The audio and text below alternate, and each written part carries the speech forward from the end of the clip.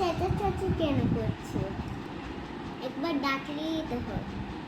তাড়াতাড়ি না তো আমার দেরি হয়ে যাচ্ছে। হ্যাঁ দিচ্ছি। অফিসে যাচ্ছে কর। এই শুনো, দাঁড়াও দাঁড়াও দাঁড়াও। কি বলছি না, আমার দেরি হয়ে যাচ্ছে। আরে চাবিটা নেবে না তুমি? দাও, ধরো। তাই তো আসছি নি, দেখতেই ভুলবেন না।